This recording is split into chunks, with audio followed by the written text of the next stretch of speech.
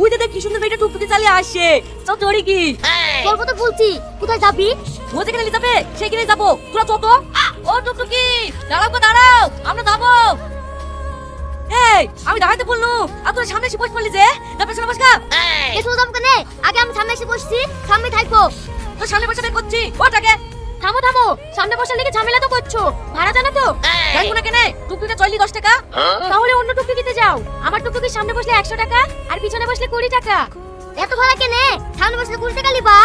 তাহলে সামনে বসার হাতে সব কেনে, টাকা নাই তো পিছনে কি বসোগা? কেউ বলে আমার কাছে টাকা নাই, 100 টাকা দিয়েছি, তাও আমি সামনেই বসবো। তুই বসতে পারবো না? পারবো না, দরকার আমি 200 টাকা দেবো, তো আমি সামনেই বসবো। কোথায় বসবি? সামনে জায়গা আছে নাকি? আরে সে চিন্তা তোমাকে করতে হবে না, আমি জায়গা করে দিয়েছি। এই তুমি এদিকে আসো। এই আমরা শুধু যাবো, তাড়াতাড়ি সামনে।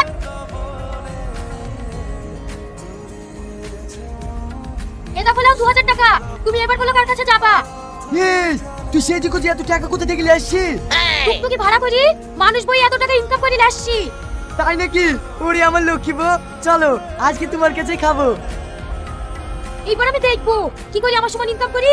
আমার স্বামীকে নিয়ে যাস। 2000 টাকা ইনকাম করে আমার স্বামী খেলে চলে গেল।